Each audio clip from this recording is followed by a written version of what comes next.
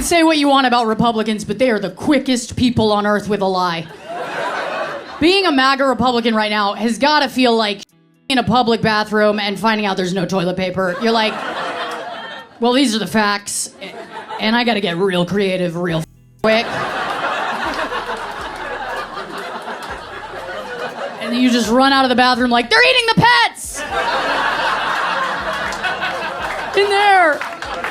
I want to give a shout out to the comedians for always keeping it together. Trump is interesting because Trump is like, he's kind of like an STD, you know? Or like, you know, I never cared about politics. And when Trump got in office, it was so entertaining. I was like learning about the judicial system and everything, you know? It's the same with STD. I never cared about it. Then you get a wart on your dick, you're like, what the fuck? For always finding a way to put these troubling times in perspective. If you're a Trump supporter and you're in here, I don't mean to offend you, okay? I want you to know that I would still date a Trump supporter. I would date a Trump supporter because it seems like no matter how much I would f up, you would still adore me, so...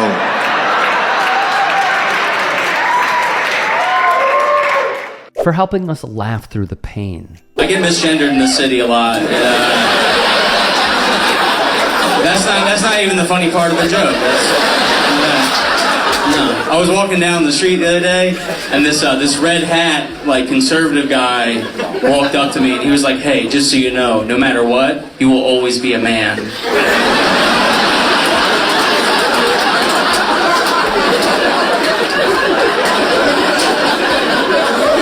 I was like, thank you?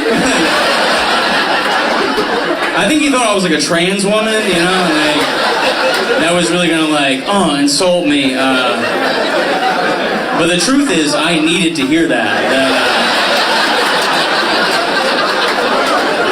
That felt good. I was like, thanks, Dad.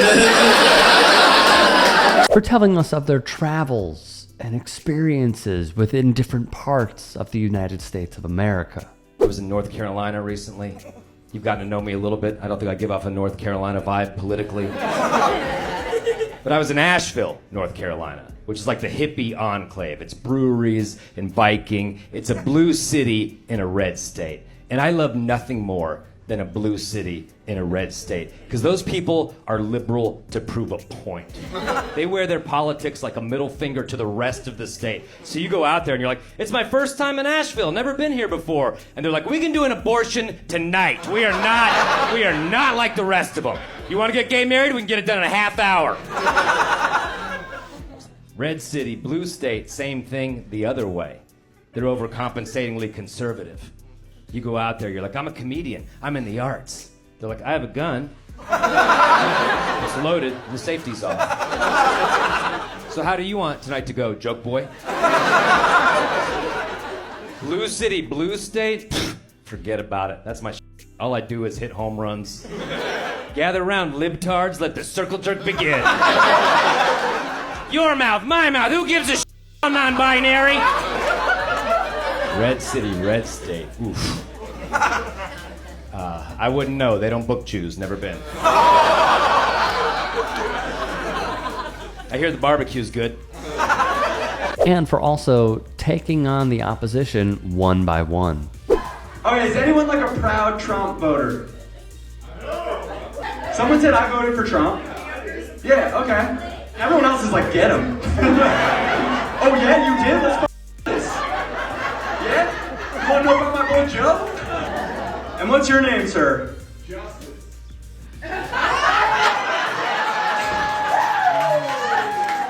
that your name, or was that like an alt-right comment?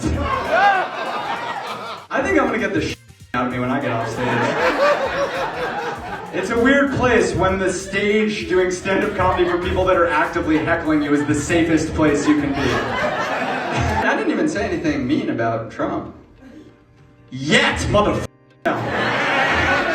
I mean, I'm obviously liberal. I'm a Jew from New York. It's, you know, I'm who you voted to make sure doesn't have power again, and it's not going to happen. Even if, in the process, they are taking some serious risks. I had a friend, Jenna Friedman, who just posted on Instagram, comedian, that she was performing in Vancouver, and when she came back to America, in customs asked, what do you do? She said she's a comedian. They said, do you talk about politics in your set, and do you make fun of the president? And she said she answered truthfully, which I think is yes for her.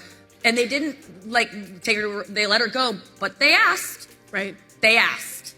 And that just is, I mean, I'm not trying to be an alarmist, but I definitely don't think that I am immune to having some kind of backlash, or that I couldn't be put on some kind of list because of some story I reposted that was, I mean, you look at other places that have dictators. Like, you're not allowed to say bad things about them before they became a dictator or after. So I'm kind of on a list at this point, probably. But he's so hot that I think that I'll have that.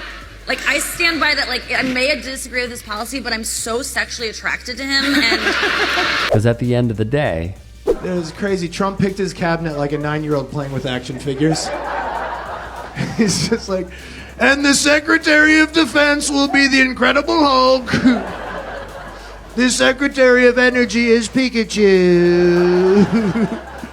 And the Secretary of State, half of Godzilla. Half of Godzilla. Dude, it's crazy. What the hell? He has RFK Jr. up there now as Secretary of Health. He's wild. RFK Jr. is absolutely wild. Dude, at RFK Jr., every time I see RFK Jr. talk, it's like randomly generated text. Right? He's like, when I was a little boy, I used to have a hawk. He would take me to the top of the mountain and feed me worms. My father would go to McDonald's as a boy and eat all of the toys.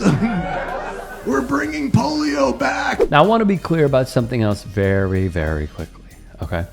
That Nikki Glaser video via Time and now this Impact, where she says a comedian friend of hers was stopped by customs.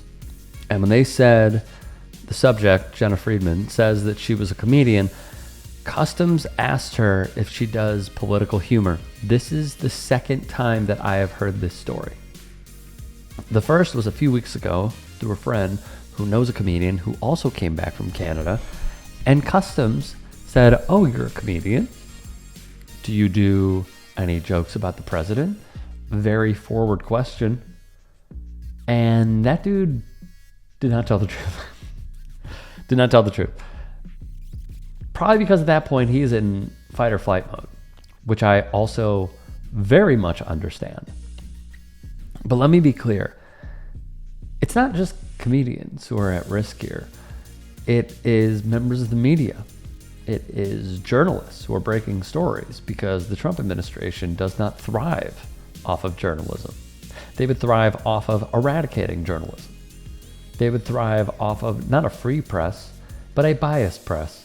And that's exactly what you have seen in those White House press briefings, where they have had quite literal MAGA influencers to cosplay as journalists and ask serious questions, glazing the president, glazing Caroline Leavitt. So what Nikki Glaser said is alarming, because I have heard it from other people as well who work in comedy and have been asked those very same questions. These are dark times. I need to be very clear. Dark, dark, dark times. Because authoritarians do not succeed in their reign by having objectors. They succeed by having folks who they will provide some favors to if they bend the knee.